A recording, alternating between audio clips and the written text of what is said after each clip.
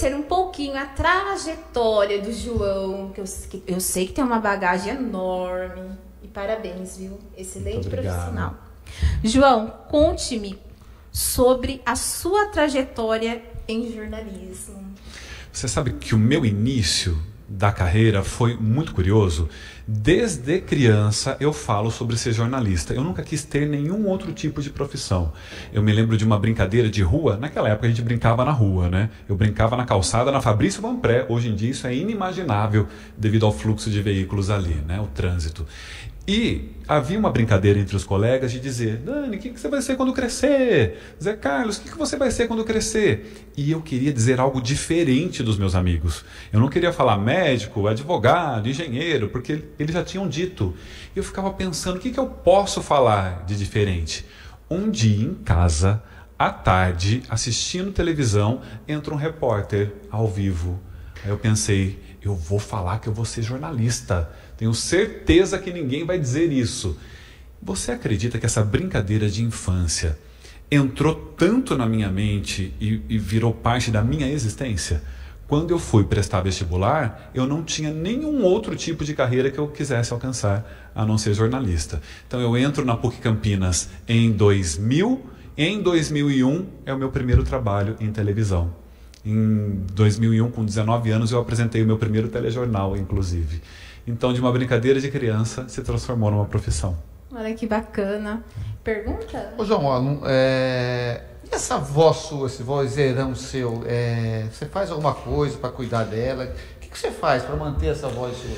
Você sabe que nem sempre foi assim, viu, Zé? Quando a gente começa a trabalhar com esse tipo de veículo, que nós chamamos de mídia eletrônica, exige que a nossa voz chegue lá do outro lado de uma forma clara. Quem nos ouve não pode ter espaço para dúvidas. Ele falou tal palavra ou tal palavra? Geralmente quem ouve um rádio ou quem está consumindo o nosso material, por exemplo, e almoçando e cozinhando, só está com o áudio. Então, é preciso que a nossa mensagem chegue de forma clara. Eu, com o tempo, estabeleci a minha narração, a minha velocidade de narração e a minha clareza. Depois, quando eu fui trabalhar em São Paulo, eu trabalhei no Portal Terra lá por 5 anos, os grandes veículos de comunicação têm fonoaudiólogas que acompanham o nosso trabalho. Então, quando eu chego a São Paulo, a primeira pergunta que ela me faz numa conversa, eu e ela, é se eu achava que a minha voz tinha defeitos. E eu disse a ela, olha, eu acabo de vir de Limeira, então provavelmente, eu sou do interior, eu tenho um R puxado e a minha velocidade de emissão é muito alta. Ela falou, João, senta aqui, vamos ver umas reportagens suas. E passaram-se lá umas 4 reportagens. Ela falou, o seu R é ótimo. O seu R não é porta, porteira, portão. E também não é porta, porteira, portão do carioca. O seu R está no meio do caminho entre São Paulo e o Rio, que é o R que a gente precisa, porque você vai falar para o Brasil todo. Então o seu R está perfeito. Mas a sua velocidade de emissão, de fato, é muito acelerada. Então, eu tenho um exercício desde então para que eu segure essa minha narração. Quando eu percebo que eu estou acelerando demais, eu respiro e começo a falar mais pausado. Então, é tomada de consciência mesmo. E eu tenho alguns exercícios para aquecer a musculatura, porque nós temos uma caixa de ressonância de voz, né? Formada desde o nosso nariz até o nosso diafragma. E é tudo musculatura. A gente vai na academia, a gente exercita o corpo inteiro e por vezes a gente não aquece o que de fato nós utilizamos. Então eu faço aquecimentos vocais e alguns exercícios. Você fez várias reportagens fora do Brasil. Como foi essa experiência? Muito marcantes. Quando eu recebo o convite para trabalhar em São Paulo em 2008, eu entrei no dia 1º de maio no Portal Terra. Em junho, o meu chefe me chama e ele me diz, João, o Terra tem um trabalho muito importante na França e nós precisamos mandar um repórter para lá. Você topa? Aí eu disse para ele, olha, o meu inglês, ele é razoável, não é um inglês suficiente para ter uma conversa muito técnica. Era o Festival de Publicidade em Cannes. E fui, eu e um câmera, nós passamos lá acho que 12 dias e o trabalho ficou muito legal. Eu voltei 3 vezes a Cannes e fui uma vez para Hollywood também fazer o lançamento de um filme no tapete vermelho. Foi o High School Musical 3, Foi uma experiência maravilhosa, a convite da Disney. Naquele momento a Disney convidou os 5 principais veículos de comunicação do Brasil.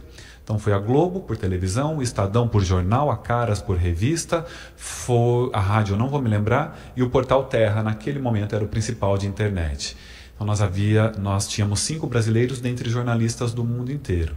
Nós fomos hospedados num hotel 5 estrelas, junto com os atores. Nos levaram para ver o filme em primeira mão, em Hollywood Boulevard. Depois nós fizemos entrevistas individuais com todos os atores do filme. Aquilo, para mim, foi de um ganho de carreira impressionante para saber como é que funcionam as coisas fora do Brasil, né?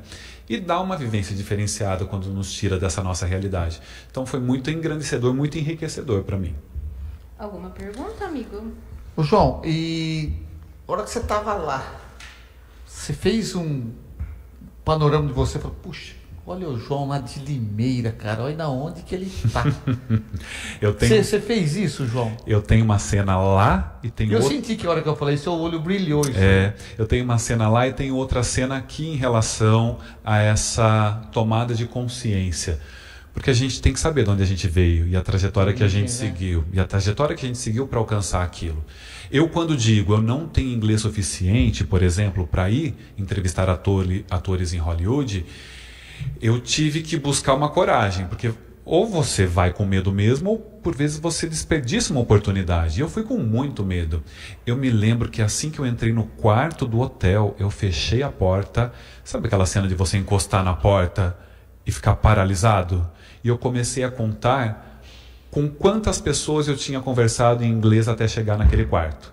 Então eu contei a aeromoça no avião, eu fiz algumas escalas para chegar até Los Angeles, eu fui contando o taxista, fui contando a moça na recepção do hotel. Quando eu fechei a porta, encostei, comecei a contar, foram 25 pessoas. Eu falei, gente, o meu medo não tinha tanto embasamento, eu consigo, não é? E aí passei os dias no quarto, alguns colegas fazendo visitas pela cidade, estudando a pauta, porque eu queria saber perguntar com eficiência para um ator famosíssimo, era o Zac Efron, por exemplo, que era a estrela do filme. E então eu tive essa tomada de consciência lá, e quando eu voltei a Limeira, na semana seguinte, havia uma locadora, onde hoje é a Casa das Camisas, chamada Topos Video. Eu era sócio, como é que se chamava? Acho que era sócio daquela locadora. Eu me lembro que eu estava alugando um filme num corredor, e eu ouvi uma menina no outro corredor dizendo assim, olha o Zac Efron, tinha ele em tamanho real, um banner divulgando um filme. Eu adoro ele, eu dava tudo para conhecer ele. E eu pensei comigo, ela nem imagina que no corredor ao lado tem alguém da cidade dela que esteve com ele na semana anterior. Então, esse tipo de leitura eu faço com muita frequência, revisito o meu passado e manifesto gratidão por tudo aquilo que eu consegui e que eu estou vivendo, né? João, como você se adapta a diferentes estilos de eventos? Isso é uma coisa que me cativa. É um desafio, mas é uma coisa que me cativa porque eu odeio mesmice. Eu gosto sempre de estar em contato com pessoas diferentes e isso que me levou ao jornalismo. Conversava com o Zé Carlos antes de nós começarmos aqui. O que me encanta nisso que a gente está fazendo aqui agora? História das pessoas. Todo mundo tem uma boa história a contar. O importante é você saber ouvir e saber tirar dela. E a mesma coisa com eventos, né? Eu consigo me encantar desde a inauguração de uma loja até o lançamento de um livro, ao aniversário de uma escola, até uma formatura que eu apresento. Então, eu adoro saber o contexto daquele evento, daquelas pessoas, daquela empresa, daquela instituição, e fico feliz em ser o porta-voz daquela história. Porque sou eu que estou ali à frente, apresentando aquele evento, levando aquela mensagem. Então, ao mesmo tempo que é um desafio, é algo que me motiva demais. Pergunta? Ô João, como foi a sua experiência no departamento de comunicação da prefeitura? Como que foi a experiência sua lá? Naquele momento, a gente está falando de 2013. O prefeito Paulo Radiche ganha a eleição em 2012. Eu, lá em São Paulo, trabalhando no Portal Terra, recebo o convite para voltar a Limeira. Eu fiquei um pouco reticente porque, de uma certa forma, nos dá aquela reflexão, será que eu volto para casa? Se eu volto, será que eu me apequeno? Será que eu vou deixar que isso aconteça comigo? Mas eu topei esse desafio porque a cidade teria uma mudança de gestão, vamos ver, começando tudo do zero, o que vem pela frente? Naquele momento, o prefeito Paulo Radiche funda o departamento de cerimonial da prefeitura. O que é que faz um departamento de cerimonial no poder público? O que eu era responsável? Eu cuidava da agenda do prefeito. Então, por exemplo, o prefeito hoje vai a uma visita ao SENAC, depois ele vai numa reunião na CIL, depois no CIESP e à noite numa formatura. O que me cabe enquanto protocolo do prefeito?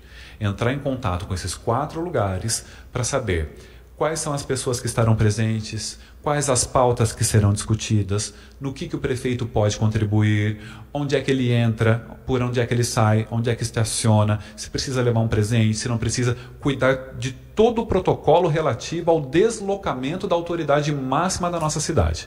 Se isso acontece em outros municípios, em Brasília, no Palácio dos Bandeirantes em São Paulo, cabe ao protocolo do prefeito deixá-lo seguro para que chegue lá representando a nossa cidade com toda a pompa que nós cidadãos merecemos. Então o prefeito precisa chegar lá com subsídios, com informações para que ele nos represente. Isso era o primeiro passo. Segundo passo que eu fazia, eu recepcionava autoridades no gabinete do prefeito. Nós vamos receber o ministro da Mobilidade Urbana, porque Limeira foi escolhida para entrega de caminhões do PAC, por exemplo, o que aconteceu naquela situação. O ministro, ele tem pompas para ser recebido, assim como nós tivemos algumas recepções a delegações estrangeiras, do Japão, da China, da Nigéria. Para você receber um oriental, há um protocolo para que essa pessoa chegue até ali e nós possamos recebê-las, né? Então eu cuidava de tudo isso, além de apresentar os eventos aqui na cidade. Então foi muito desafiador para mim e ao mesmo tempo muito enriquecedor. Pergunta, José. Sim, João, depois de toda essa trajetória sua, por que empreender? E fala um pouquinho da Dynamos para nós, comunicação. A Dynamos Comunicação surge em sociedade com a Graziela Félix, que nós vimos aí na foto, em 2017, quando, como contei para vocês, eu assessorava o prefeito Paulo Radiche, ele não foi reeleito. Então eu perderia o meu cargo comissionado na prefeitura. E a Graziela Félix assessorava o prefeito Valmir, na época, em Iracemápolis, também não reeleito. Então, ambos perderíamos os cargos no dia 31 de dezembro com as saídas dos respectivos prefeitos. Nós nos sentamos um dia no almoço e nos lembramos de um plano antigo que nós tínhamos de abrir um negócio nosso, eu e ela, uma agência de comunicação. Então nós paramos, analisamos o cenário de Limeira naquele momento para saber se nós tínhamos agências e com que elas trabalhavam. Formalizadas nós tínhamos 2. Nós olhamos para essas 2 e olhamos para nós, eu para mim e ela para ela. No que a nossa formação, a nossa trajetória pode tornar a nossa agência diferente do que hoje já existe no mercado. Então nós trouxemos o nosso módulo de eventos naquele momento, não é? Realização de eventos corporativos, apresentação de eventos corporativos, porque você saber conduzir um evento tem tudo a ver com a comunicação também. Então nós nascemos em 2017 e a partir daquele momento nós nunca paramos de crescer. A Dynamos Comunicação hoje nós chamamos de uma empresa boutique, sou eu e Grazi, esse é o lançamento do Rodeio de Limeira, que a TV Cidade também cobriu conosco, comemorando. Nós sempre celebramos e manifestamos gratidão a qualquer coisa que nos acontece na vida. Essa foto é um evento da Dimensional, é um prêmio reconhecido nacionalmente. A Dimensional, ela premia os seus fornecedores. Eu tive a honra de celebrar os 10 anos de eventos. E com isso nós lançamos a agência com algumas soluções em comunicação. Então o que nós fazemos hoje? Nós fazemos assessoria de imprensa, que nada mais é contar para os veículos de comunicação e para o público em geral o que acontece dentro dos nossos clientes. Então hoje nós atendemos o Shopping Pátio, Multiespaço Nações, a escola Maple Bear, escola bilíngue aqui em Limeira, nós atendemos o Colégio Jandira, nós atendemos a Conecta, que é uma multinacional aqui em Limeira que faz telemarketing, nós temos a conta do Rodeio de Limeira, da Festa da Laranja, da APAI e quando aparecem outros eventos pontuais que nós também fazemos. Então entender o que acontece dentro desses nossos clientes que possa ser interessante aos veículos de comunicação e fazer essa ponte. Isso é assessoria de imprensa. Nós também fazemos gerenciamento de redes sociais, nós fazemos geração de conteúdo. Eu tenho um jornalzinho aqui na empresa, eu tenho a revista da igreja, eu tenho o meu site. Nós escrevemos artigos e informações para esses veículos, nós organizamos eventos corporativos, fazemos vídeos institucionais, nós temos cursos de oratória, temos vários braços na nossa comunicação. Essa foto, vocês estiveram muito... Lançamento do rodeio, aquela anterior, essa é um evento de secretários municipais de educação. Esta é o lançamento do rodeio, né? No Coco Bambu, no Shopping Pátio, quando nós tornamos públicas as atrações, a programação do rodeio, as provas de montaria, né? Limeira Rodeio Music. Troféu Fumagalli, olha que honra! Eu tinha o sonho de apresentar essa premiação. Essa é a premiação mais conceituada de Limeira, né? Nós temos diversas categorias, as pessoas se inscrevem, há uma seleção muito rigorosa, muito séria, para saber quais são as pessoas que podem de fato levar essa honraria para casa. E eu sempre vi o Troféu Fumagalli e eu pensava, será que algum dia eu terei a honra de apresentar essa cerimônia? E em 2024, na solenidade mais recente, tive apresentando, que é um evento feito, né, pela a instituição Aldeia e a Maxon Wills. Bacana. Pergunta? Acompanhamos que na semana passada, João, você estava em São Paulo gravando os podcasts. Você tem muitos trabalhos pelo estado? Muito. Esse foi um dos programas que eu gravei lá em São Paulo. Se chama Abracast, é uma produção da Associação Brasileira dos Fornecedores de Tinta. O Brasil hoje é o 4º produtor mundial de tintas e a Abrafat Show é a maior feira de tintas da América Latina. Então, até chegar à feira, lá em setembro, nós fazemos esses podcasts de esquenta. E esses entrevistados são de multinacionais. Eu recebo, por exemplo, nesse programa, a HP, eu recebo Ródia, essa empresa, por exemplo, é de Santa Catarina. Então, é um evento de grandiosidade, cujo podcast também acompanha. Então eu fico muito feliz em ser pela segunda vez o host desse podcast lá em São Paulo. João, você atua em todo o estado também? Em todo o estado, com eventos e até em outros estados. Já fiz casamentos no Rio de Janeiro e no sul de Minas. Onde me chamar, se tiver conexão com o que eu acredito, se eu me sentir uma pessoa apta para aquilo também, e claro, fazendo os acordos comerciais de uma forma que seja interessante para ambos os lados, eu adoro. No ano retrasado eu estive no Tocantins com a Grazi ministrando um curso de oratória. Para nós foi uma delícia ter um contato com uma nova realidade, né? Pessoas de uma região diferente. Então chamou, eu vou.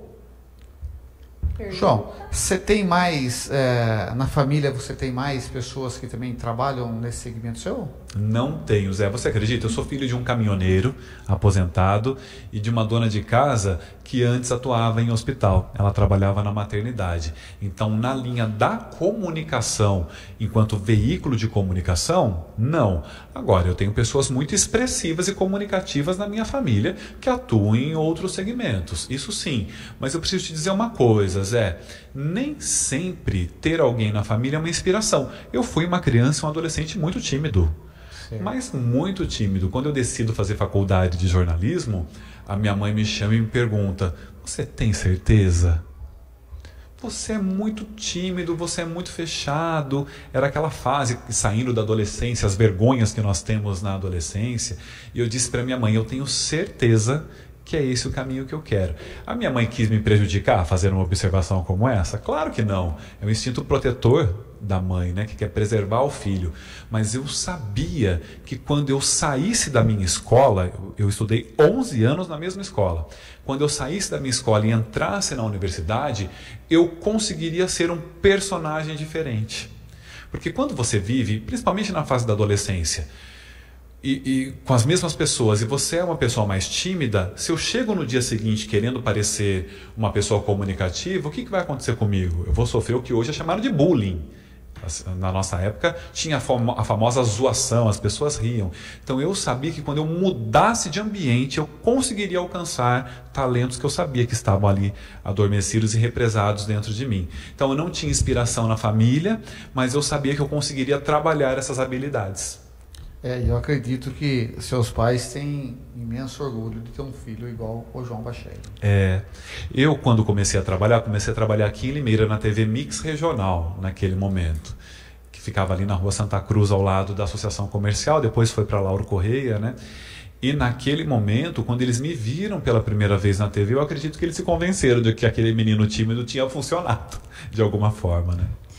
João, você também é professor. São mais de 40 turmas e um concurso chamado A Arte de Falar em Público.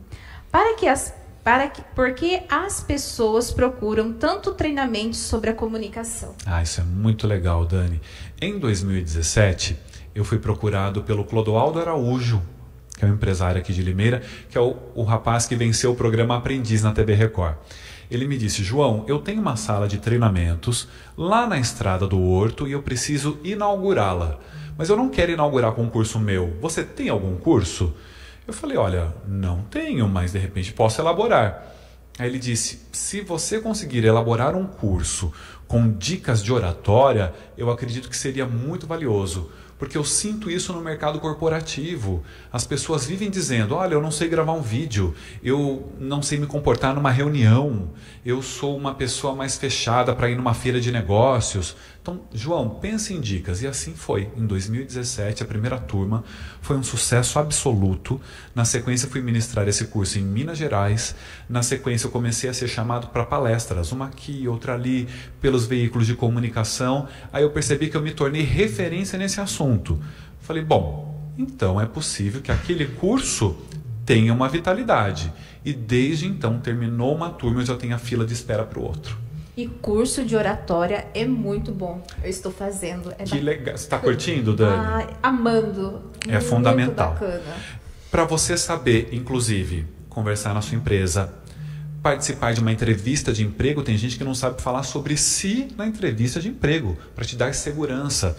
Tem gente que não consegue conversar com o marido dentro de casa, com a esposa, com o filho, com a filha.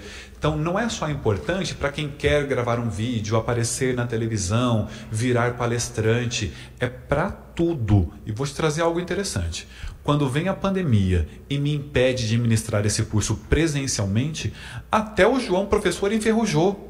Por quê? É gostosinho a gente não se expor.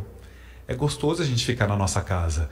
E o quanto mais a gente fica fechadinho, quanto menos a gente se expõe, nós vamos ficando engessados.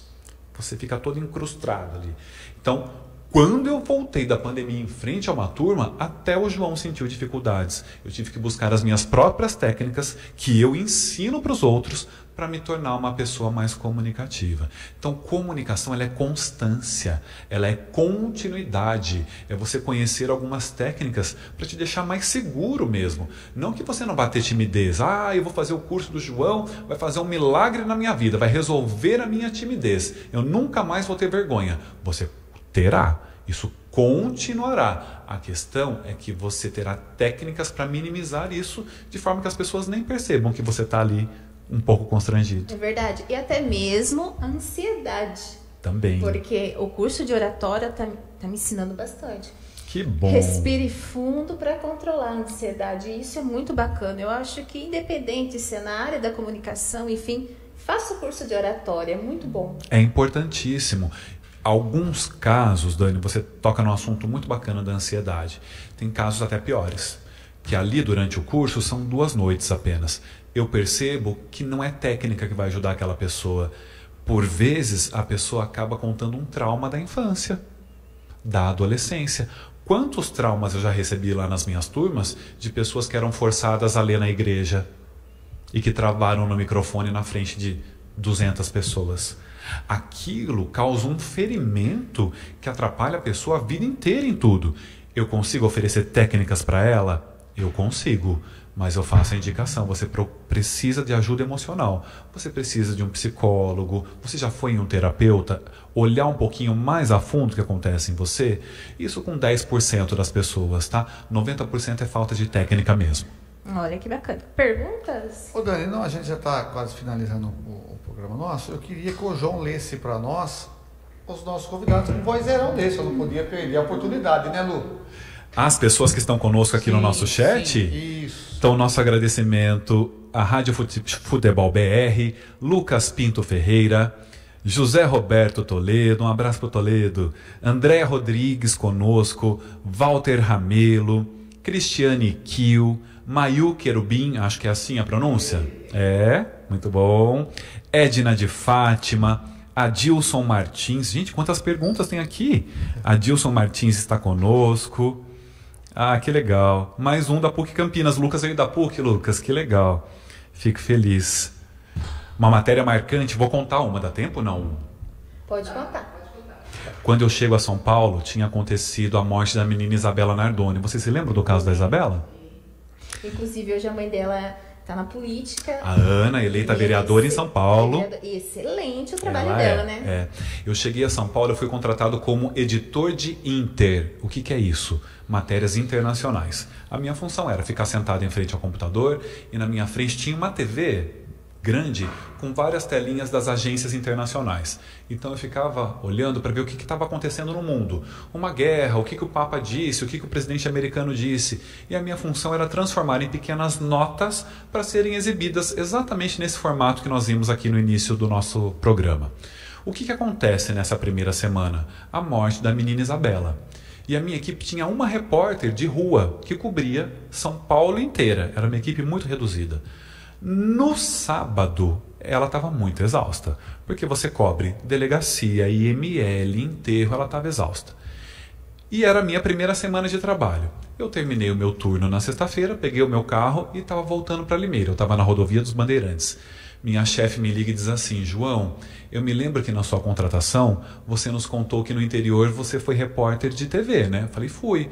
Aí ela me pediu, você não cobre a nossa repórter sábado e domingo? Eu falei, claro, com o maior prazer. Nem falei para ela que eu já estava voltando para Limeira, né? Peguei o primeiro retorno, voltei a São Paulo, trabalhei sábado e domingo.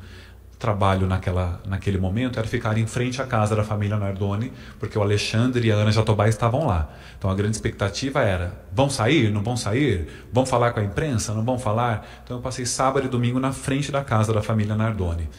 Na terça-feira, essa repórter pediu demissão e me deram o cargo dela, a vaga dela. Então eu cubro o caso Isabela desde esse momento até o julgamento dentro da sala no tribunal do júri, quando eles foram condenados. Eu estava lá. Então essa matéria me marca, Lucas, porque foi a primeira vez que eu tive a sensação de o Brasil está olhando para cá e eu estou cobrindo esse fato. Foi a primeira vez que me deu essa sensação. Eu tive uma segunda vez que foi em Brasília na eleição da presidente Dilma, que eu estava lá na primeira entrevista coletiva dela, independentemente do que aconteceu depois, é a primeira mulher eleita como presidente da República no Brasil. E eu estava lá quando ela entrou, assim que a apuração acabou. Então acabei contando de duas coberturas que marcaram muito a minha trajetória. E rapidinho a terceira, a retomada da Rocinha lá no Rio de Janeiro. Quando o BOPE invade a Rocinha, eu estava lá, colete à prova de balas, também marcou muito a minha carreira. Dê as suas considerações finais. Eu quero falar uma coisa muito importante.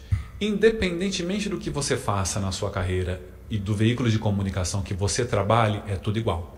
Eu me lembro de voltar a Limeira, os meus colegas jornalistas dizerem assim, mas eu te vi em tal matéria essa semana lá em São Paulo. E eu olhava os meus colegas jornalistas, às vezes com qualidades superiores às pessoas com as quais eu trabalhava lá em São Paulo. Então, por vezes as pessoas me ouvem contando as minhas histórias e dizem assim, mas eu nunca vou trabalhar num grande veículo de comunicação, eu nunca vou fazer uma matéria nacional, eu nunca vou para o estrangeiro fazer uma reportagem. Isso não vai te fazer uma pessoa melhor e nem pior. Você fazendo o seu trabalho bem feito, com honestidade, com apuração, com responsabilidade, você é uma excelente jornalista, você é um excelente comunicador. Então minha mensagem é essa, não se iluda com o glamour que a comunicação pode trazer na sua vida. Eu voltei para casa porque eu percebi, e muito rápido, que às vezes alimenta o nosso ego, mas não alimenta a nossa existência. Então, seja um bom profissional onde quer que você esteja, entregue o seu melhor. E eu quero agradecer imensamente o espaço de vocês, agradecer o Silvio que nos acompanha, o Zé que fez o contato comigo, Dani que mediou aqui, Lu, toda a equipe da TV Cidade. Obrigado pela recepção carinhosa de sempre. João, que Deus te abençoe. Amém. Que você continue sempre essa pessoa maravilhosa que você é. Desde a primeira vez que eu te vi, você tem um brilho de Deus nos seus olhos. Amém. E que você, olha, prospere. É isso que eu desejo. Amém. Sucesso para você em todas as áreas da sua Muito obrigado. Dizem que os iguais se reconhecem, né? Que eu continue sempre atraindo pessoas tão bacanas quanto as da TV Cidade. Muito obrigado, Dani. Mas não precisa nem me convidar. Sua história. Que Deus te abençoe, meu Amém. querido. Muito obrigado.